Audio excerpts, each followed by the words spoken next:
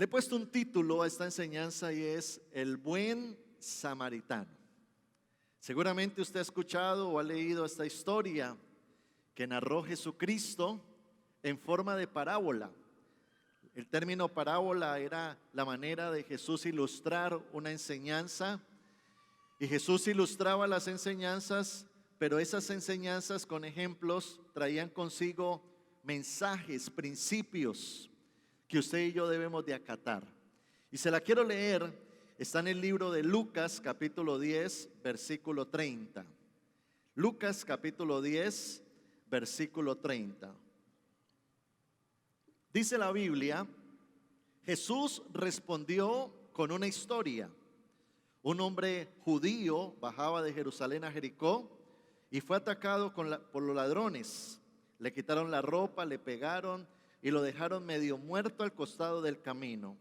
Un sacerdote pasó por allí de casualidad, pero cuando vio al hombre en el suelo, cruzó al otro lado del camino y siguió de largo. Un ayudante del templo pasó y lo vio allí tirado, pero también siguió de largo por el otro lado. Entonces pasó un samaritano despreciado y cuando vio al hombre sintió compasión por él. Se le acercó y le alivió las heridas con vino y aceite de oliva y se las vendó. Luego subió al hombre en su propio burro y lo llevó hasta un alojamiento donde cuidó de él. Al día siguiente le dio 2 monedas de plata al encargado de la posada y le dijo: cuida de este hombre. Si los gastos superan esta cantidad, te pagaré la diferencia la próxima vez que pase por acá. Ahora bien, ¿cuál de estos 3 te parece que fue el prójimo del hombre atacado por los bandidos?, preguntó Jesús. El hombre contestó: el que mostró compasión. Entonces Jesús le dijo: así es, ahora ve y haz lo mismo. Esta historia es una historia muy pertinente para este tiempo y para nosotros, porque cada uno de nosotros no solamente estamos llamados a conocer a Cristo, sino también a servir a Cristo. No solo estamos llamados a ser bendecidos por Dios. Yo estoy seguro que cada uno de los que estamos acá queremos ser bendecidos. ¿Cuántos de ustedes quieren ser bendecidos por Dios? Levánteme la mano. Wow. Todos queremos ser bendecidos. Pero Dios no solo quiere bendecirte, sino que tú seas bendición. Y allí es cuando yo tengo que encuadrar en el diseño de Dios para mi vida, porque cada uno de nosotros, al conocer a Jesucristo, recibimos la salvación. Yo creo que cuando Cristo viene a nuestro corazón, por lo menos cuando llegó a mi vida cambió. Mi manera de pensar cambió, mi futuro cambió. Yo sé que si yo me muero, Dios no quiera, esta tarde me voy para el cielo con Dios, porque tengo mi nombre asegurado allá en el libro de la vida. Lo tengo por fe, porque creí en Jesucristo. Y sabemos que Dios está para bendecirnos, para ayudarnos. Dios ha prometido estar con nosotros. La Biblia dice: pidan y yo les daré. Pero no podemos solo centrar ese evangelio y esa gracia en un corazón egoísta, sino que debo de dar un paso más allá y entender para qué Dios me dejó con vida en este tiempo. ¿Cuál es el propósito de Dios conmigo en este tiempo? ¿Y cuál es la manera en que Dios me necesita y quiere usarme? Note que aquí Jesucristo cuenta una historia. Un hombre va en un camino, vándalos vienen, bandidos, lo roban, lo golpean, lo dejan tirado en el piso, no se podía levantar. Y aquí Jesús en su historia usa 3 personajes. Primero, y creo que son personajes que nos confrontan mucho, porque primero dice que un sacerdote pasó por allí. Haga de cuenta el pastor. Ese pastor que predica, o ese mentor que predica, o ese líder que le sirve al Señor dentro del templo, que es útil, que enseña, pero que cuando ve la necesidad es indiferente. Y también se narra un segundo personaje y es el ayudante del templo, es decir, el servidor, el que está en seguridad, en protocolo, detrás de una cámara, el que se sube aquí a cantar, coge un micrófono, el que coge la guitarra o el bajo, o el que está allá atendiendo a los niños en cualquier área. Dice aquí el texto, un servidor del templo pasó por allí y se hizo el loco. Y ahora habla de un tercer personaje y es el samaritano, que en esta versión, Nueva Traducción Viviente, dice samaritano despreciado. ¿Por qué era un samaritano despreciado? Porque Samaria era una ciudad que se había desprendido de Israel siglos antes y era enemiga de los judíos. Y los judíos los veían con menosprecio, no trataban con ellos los evitaban. Y ahora resulta que Jesús usa a esos que despreciaban para decir, ese fue mejor que tú, se portó mejor que tú.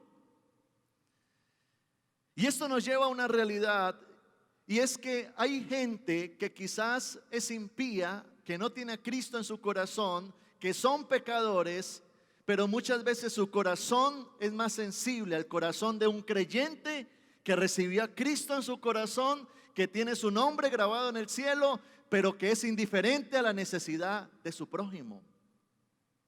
Y yo creo que allí es donde es necesario renovar nuestros pensamientos y cambiar esa mentalidad egocéntrica. El egocentrismo es que todo gira en torno a mí. Comenzar a renovar esa mente egoísta y convertirla en una mente altruista, es lo opuesto a egoísmo. Altruismo es ahora mirar hacia afuera y pensar en qué puedo ser útil para Dios. Por supuesto, el querer ayudar, el querer servir, va a requerir muchas veces sacrificio, demandar tiempo. Quizás que te quiten la mitad del pan para dársela al otro, o partir ese billete de 10,000 para ayudar al otro. Nota que este hombre, el samaritano, cogió al hombre, se untó. Quizás el hombre estaba sucio en el piso, con sangre, se untó, lo cargó en su burro. En este tiempo sería en su carro, ¿no? Lo montó a su carro, se lo llevó a un hostal, pagó, sacó dinero y pagó para que lo atendieran y para que lo dejaran allí y le dieran alimento. Él pagó. Seguramente este hombre tuvo que desviarse de su camino, tuvo que dedicarle tiempo a este asunto e invertir en la necesidad de otro. Y allí es cuando no solamente debemos de quedarnos en el deseo, sino ir a la acción, una acción sacrificial. La palabra prójimo significa próximo, mi próximo, el que está a mi lado, el que requiere quizás mi apoyo, mi ayuda. Y tiene que ver con un acto humanitario, donde yo me preocupo. Y yo creo de que cada uno de nosotros, Dios nos ha puesto en un lugar donde tenemos un nivel de influencia. Quizás sea tu familia, allá hay necesidad. Quizás sea tu sector, el lugar donde Dios te ha puesto. ¿Cuánta gente hoy, si se muriera, se iría para el infierno? Cuando usted y yo tenemos la posibilidad de entrar a esa necesidad espiritual de la gente y sembrar la semilla de salvación, que es el mensaje de esperanza, de que Cristo ama a ese pecador y quiere salvarlo. No podemos ser indiferentes a esa persona con la que nos topamos, con la que tenemos oportunidad de hablarle y no lo hacemos, sino entender de que hay una carga que Dios necesita poner en nosotros, una compasión. La palabra compasión significa sentir dolor por el otro, dolor, compasión. Quizás si el muchacho que está tirado en el piso es mi hijo, hago cualquier cosa, pero si es un extraño, lo ignoro. Y allí es cuando prójimo trasciende y va más allá de mi ego y tiene que ver con altruismo, tiene que ver con lo que está viviendo la otra persona. ¿Cuánta gente hoy en día no anda en desesperación en su alma, en sus emociones? Quizás esa persona que acabó de perder a su hijo, o aquella persona que está en depresión o en tristeza o en pánico, y nosotros no podemos ser indiferentes a eso. Y allí es donde Dios nos quiere usar con una palabra de vida, de esperanza, orar por él, darle motivación y darle con ese don de sabiduría una palabra que levante a esa persona. ¿Cuánta gente hoy en día no está afectada en su cuerpo? Están enfermos. Hay otros que están sin alimento, sin ropa. Hay otras personas que están en aflicción. Vivimos en un entorno de pobreza. En estos días en las noticias salía de que 7 millones de colombianos viven en extrema pobreza. Y decía allí el periodista, viven con menos de 170,000 pesos al mes. Familias. Cuando yo escuchaba eso, wow, ¿qué hacer al respecto? ¿Cuál es mi campo de acción? Por supuesto, para ayudar se necesita sabiduría, porque tristemente hay muchos que son manipuladores, otros piden es para vicio, otros no quieren es trabajar o esforzarse, pero que Dios nos dé la sabiduría, la compasión, la carga para entender de que estamos llamados a ser bendición a otras personas. El libro de Filipenses, capítulo 2, versículo 3 al 9, el apóstol Pablo, hablando a la iglesia, escribe: no sean egoístas, no se ocupen solo de sus propios intereses, sino también procuren interesarse en los demás. Tengan la misma actitud que tuvo Cristo Jesús. Aunque era Dios, no consideró que el ser igual a Dios fuera algo a lo cual aferrarse. En cambio, renunció a sus privilegios divinos, adoptó la humilde posición de un esclavo y nació como un ser humano.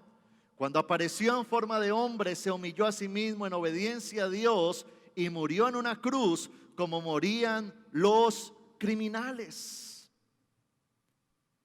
Note que Dios, nuestro mayor ejemplo, Jesucristo, se despojó de su trono porque había necesidad en el mundo. El Padre vio el mundo en su condición de pecado y envió a su Hijo unigénito. Y a Jesucristo no solo le costó dar un dinero o dedicar un poco de tiempo o esforzarse en algo, no, le costó su propia vida. Y qué hermoso es ver a Jesús venir a esta tierra a servir, a ser útil, a ser un instrumento de Dios en medio de tanta necesidad. Y allí es donde el apóstol Pablo dice: haya en ustedes ese mismo sentir que hubo en Cristo Jesús. Eso me lleva a entender de que hay maneras en que yo puedo servirle al Señor. Y la gran pregunta en este día es: ¿a qué estamos llamados los hijos de Dios? En primer lugar, estamos llamados a ser luz y sal. El libro de Mateo, capítulo 5, versículo 14, Jesús dijo: ustedes, usted y yo, ustedes son la luz del mundo. Como una ciudad en lo alto de una colina no puede esconderse, nadie enciende una lámpara y luego la pone debajo de una canasta. En cambio, la coloca en un lugar alto donde ilumina a todos los que están en la casa. De la misma manera, dejen que sus buenas acciones brillen a la vista de todos, para que todos alaben a su Padre Celestial.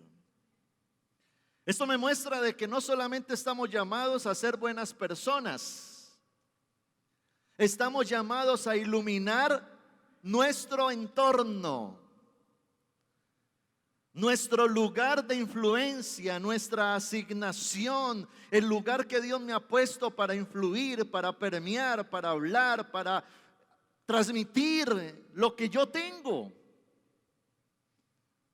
Cada uno de nosotros debemos de detectar cuál es nuestra asignación, qué carga Dios comienza a ponernos en nuestro corazón, en nuestras vidas, cuál es mi llamado. Todo hijo de Dios recibe una asignación, un llamado, unos dones y un respaldo para ser un instrumento que Dios pueda usar. Yo creo que nuestro primer llamado, nuestro primer ministerio, nuestra casa, nuestra familia, y creo que la tarea de cada uno de nosotros, nuestro gran desafío y objetivo de vida es llevar nuestra familia al cielo. Convertirnos en esa puerta que se abra para que Dios entre a mi familia. Ahora, el que transforma es Dios, pero por medio de nosotros. Por supuesto, dice aquí, por tus buenas acciones. Lo primero que necesita ver Dios en ti es un testimonio. Es que nosotros no solo prediquemos, sino que vivamos, porque si no, eso nos convertiría en hipócritas, predicar algo que no vivo. Pero quieres ver a tu familia transformada, entonces permite a Dios transformar tu interior y ahora llegar y que tu familia vea tu conducta, tus palabras, tu accionar. Wow, veo un cambio. Yo necesito a ese Dios de mi papá. Yo quiero conocer a ese Dios de mi mamá. Yo quiero conocer a ese Dios de mi primo, a ese que ha transformado su vida. Veo su familia, veo la prosperidad de Dios en él, veo cómo es feliz, cómo le sirve al Señor. Yo quiero eso.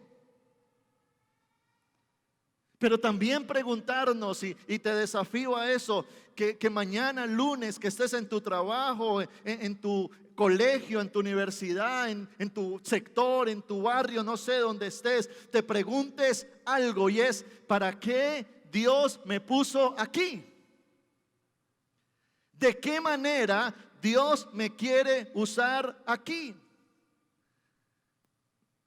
Nosotros hoy venimos el domingo a reunirnos en la iglesia, pero hay una iglesia que se debe de activar lunes, martes, miércoles, jueves, viernes, sábado.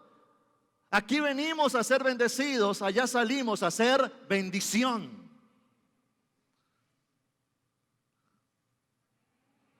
Denle un fuerte aplauso al Señor.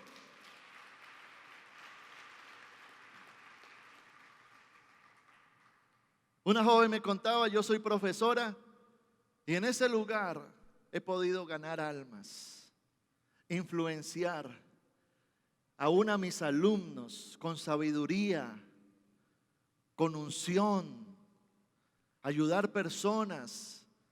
¿Cuánta gente no está en desesperación? Y no necesitamos mostrarnos como los religiosos, los sabiondos, ir allá a reprender demonios. No, que Dios nos dé la gracia, la sabiduría y la influencia para llegar con un mensaje poderoso de esperanza, de bendición. Dígale al Señor: bendíceme, ponme en lugares de bendición. Señor, prospérame, dame riquezas, pídale lo que quiera, pero que usted tenga una mentalidad, y es: todo lo que tú me des, Señor, tiene un para. Todo lo que tú me des tiene un para. Todo título, toda posición, todo dinero, todo lugar de influencia tiene un para. ¿Para qué Dios me pone allí? ¿Para qué Dios me quiere ascender o dar más? ¿Cuál es el plan de Dios para mi vida? Conocí hace poco a un hombre, Dios lo ha puesto en la política, allá está influyendo con la luz de Cristo. Qué bonito es ver gente que Dios levanta y allá está influyendo, está haciendo luz.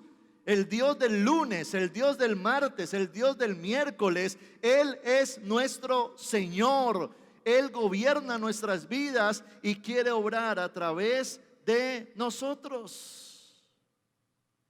Si quieres descubrir el propósito de Dios para tu vida, Dios necesita encontrar en ti primero un corazón de siervo.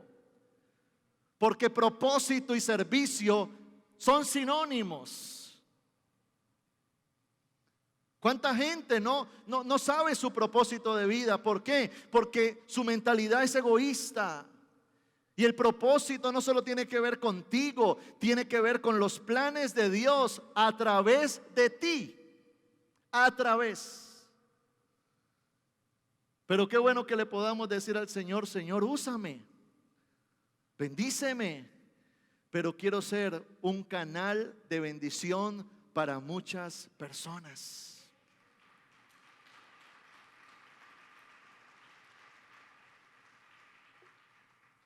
Segundo, ¿a qué nos llama Dios? A hacer el bien a los demás.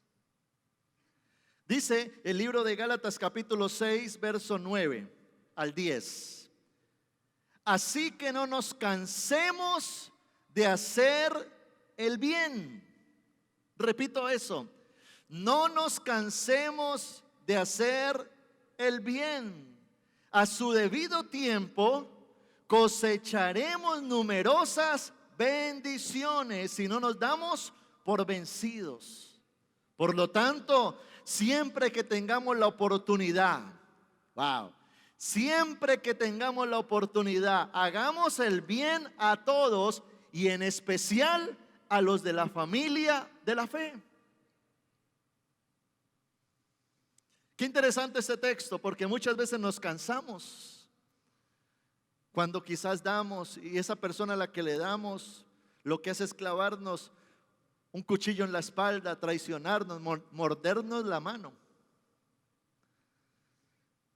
Recuerdo una frase de mi papá que cuando me la dijo nunca se me olvidó. Él me decía: Samuel, hay que creer en la gente. Hay que creer en la gente. Así te traicionen, así te paguen. Hay que creer en la gente. Y yo creo que nosotros estamos llamados para darnos.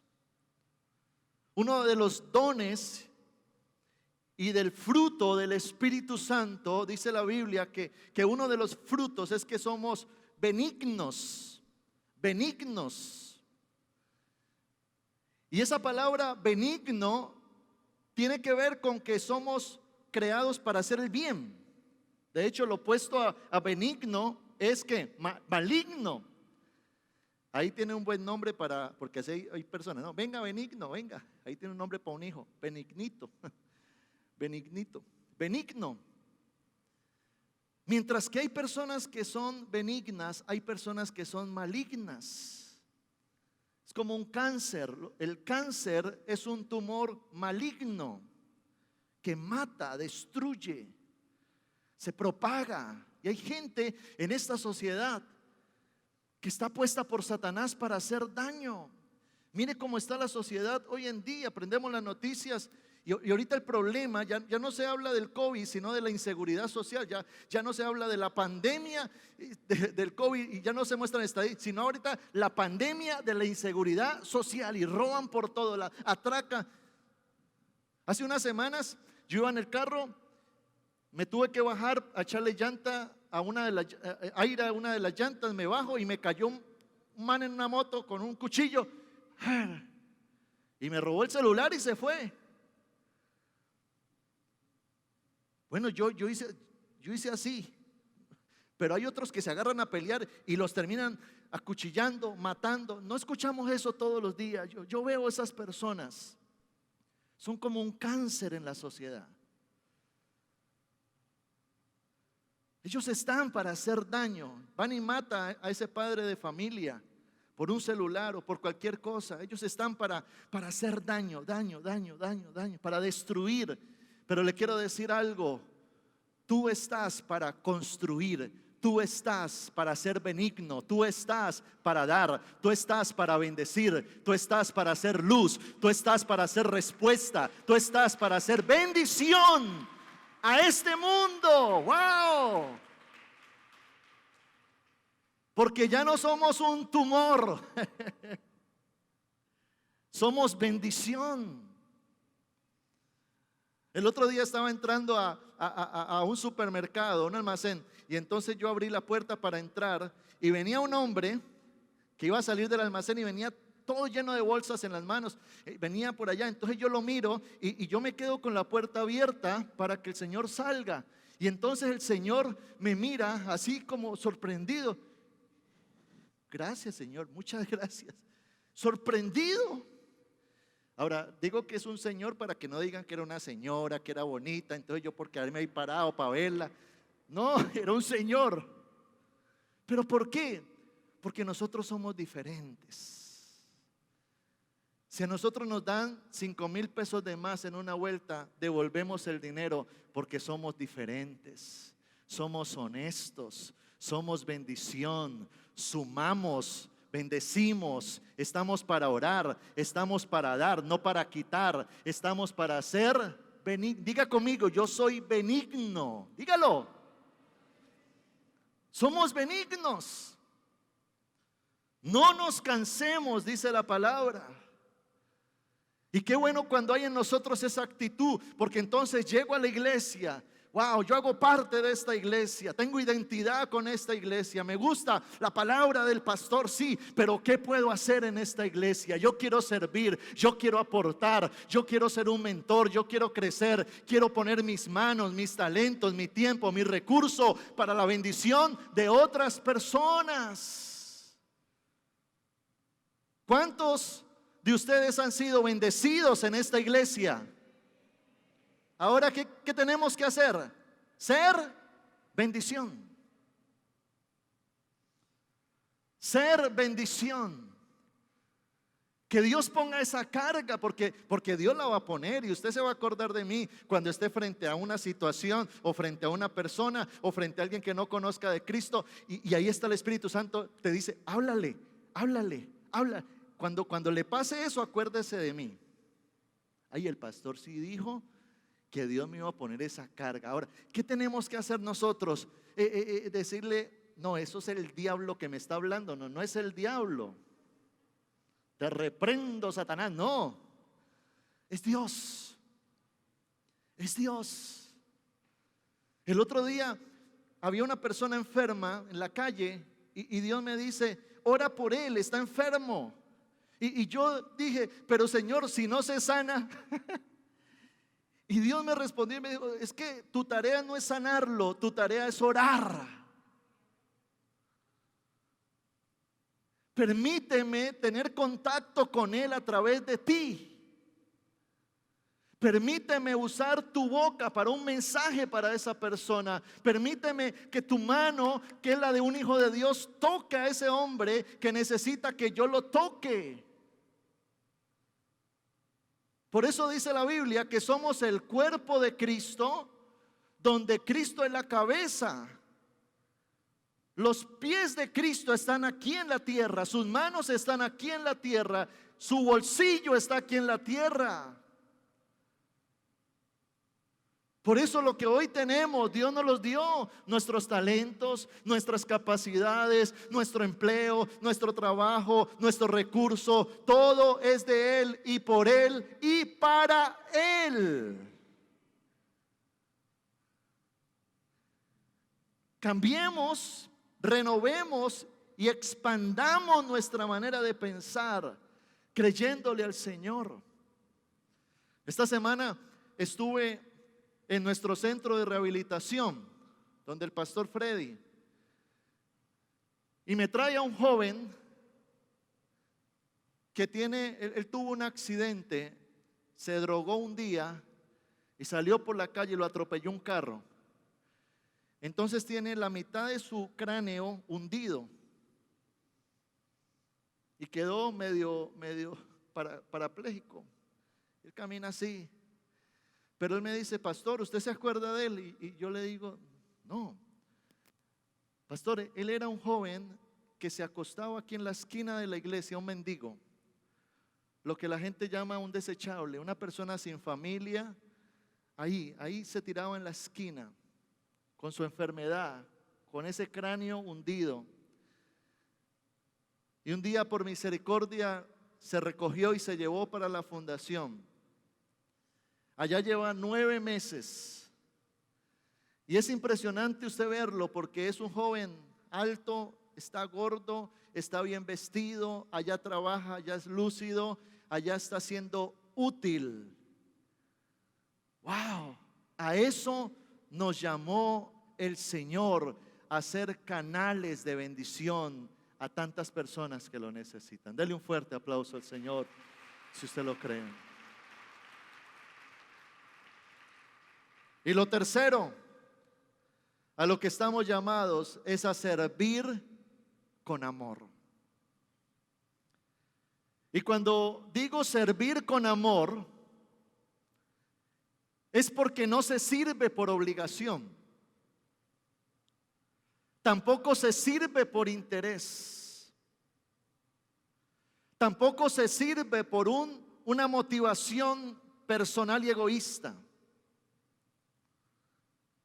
sino con un corazón compasivo, obediente y altruista. Hay un texto que lo dio Jesucristo del momento cuando usted y yo muramos y vayamos al juicio final. De hecho, se titula en la Biblia el juicio final. Está en Mateo capítulo 25, versículo 31 en adelante. Miren lo que Jesús dice. Cuando el Hijo del Hombre venga a su gloria acompañado por todos los ángeles, entonces se sentará sobre su trono glorioso. Todas las naciones se reunirán en su presencia y él separará a la gente como un pastor separa las ovejas de las cabras.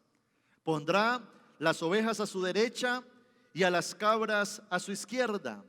Entonces el rey dirá a los que estén a su derecha: vengan ustedes que son benditos de mi Padre, hereden el reino preparado para ustedes desde la creación del mundo.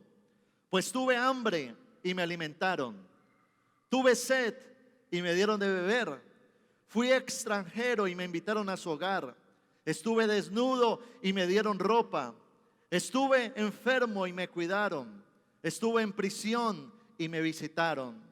Entonces esas personas justas respondieron: Señor, ¿en qué momento te vimos con hambre y te alimentamos, o con sed y te dimos algo de beber, o te vimos como extranjero y te brindamos hospitalidad, o te vimos desnudo y te dimos ropa, o te vimos enfermo o en prisión y te visitamos?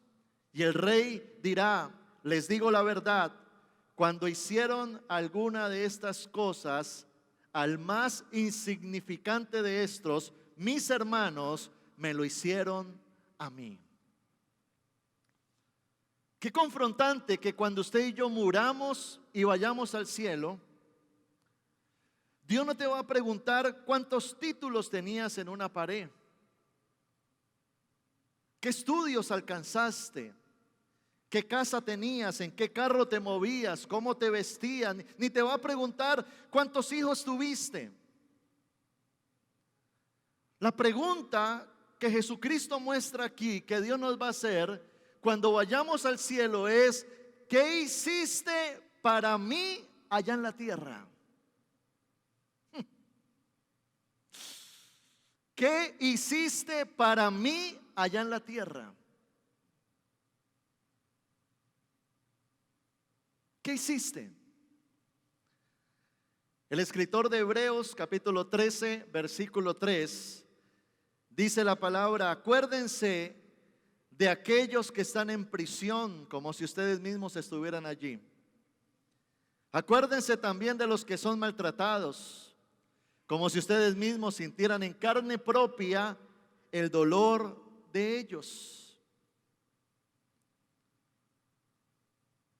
Poder aún decirle al Señor: Señor, en lo que corresponda a mí, Señor, yo quiero ayudar. ¿Qué me toca hacer? ¿De qué me toca desprenderme? Porque quizás el servicio te va a sacar de tu comodidad o de tu rutina normal de vida. Esta mañana que yo me desperté temprano, bien en la mañana, en la madrugada, a orar. Le cuento que hoy me costó despertarme. De esos momentos que a usted le suena la alarma y usted, ay, 10 minuticos más, 10 minuticos. Pero yo sé que yo no puedo decir eso porque esos 10 minutos se me convierten en 2 horas. Pero se me vino un pensamiento, y es, así como yo me estoy levantando un domingo a esta hora, hay mucha gente en la iglesia que se está levantando. Hay gente que en esta iglesia desde temprano está abriendo puertas. Este ya es el segundo servicio. Gente que está allá preparándose para enseñar a los niños, o lo de la alabanza. Ellos están allá en un auditorio orando, clamando, en un devocional muy temprano, preparándose. Personas que dicen, yo voy a dar más. Yo voy a dar más. Porque servicio también es sacrificio. Es salir de una condición, de una zona de confort y decir, Señor, yo quiero ser útil. Quizás te toque despojarte de algo que para ti es importante, para compartirlo con otro, o para ayudar al otro necesitado, o para decir, Señor, úsame de la manera que tú quieras usarme. El libro de Proverbios, capítulo 19, verso 13, dice la palabra, si ayudas al pobre, ¿sí? Le prestas al Señor y Él te lo pagará. ¿Cuánta necesidad hay a nuestro alrededor? Pues dice la Biblia que cuando nosotros ayudamos a un necesitado, el que nos queda debiendo no es Él. Dios asume la deuda. Escúchame, Dios asume la deuda. Y dice la palabra de Dios que no miente. Dice, si tú le ayudas a alguien pobre, le prestarás a Dios y Él te pagará. Porque tenemos a un Dios que no es mala paga. Dios no se olvida de sus deudas como muchos. Se hacen los locos. No, Dios paga bien. Y aunque no le servimos por ese dinero, Dios paga bien a sus siervos. Porque Dios es un Dios justo. Dios es un Dios bueno. Y Dios al que da, le da. Dios al que ayuda, le sirve. Cuando usted y yo comenzamos a aportar, ¿sabes qué pasa? Eso se convierte como en un río. El río recibe y da. El río recibe y da. El río recibe y da. Es algo que se convierte en una ley de vida. Pero hay gente que se convierte, es como en un pozo. El pozo recibe y retiene. Entonces ese pozo se estanca. No puede recibir más porque ya tiene, ya está lleno. Y Dios dice, más bienaventurado es dar que recibir. ¿Por qué? Porque al dar yo te doy más.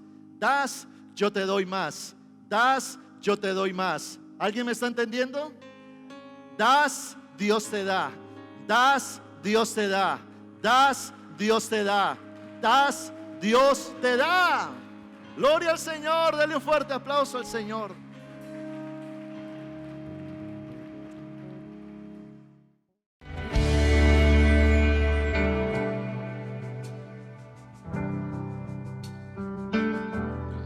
Hola, soy el pastor Samuel Díaz y me alegra grandemente que hayas recibido esta palabra de edificación para tu vida. Si quieres continuar recibiendo estas predicaciones, puedes suscribirte a nuestro canal en YouTube. Allí dale la campanita para notificaciones, así te vamos a anunciar nuevas enseñanzas que van a edificar muchísimo tu vida. Y síguenos en nuestra página web www.samueldiaz.com.co. Dios te bendiga.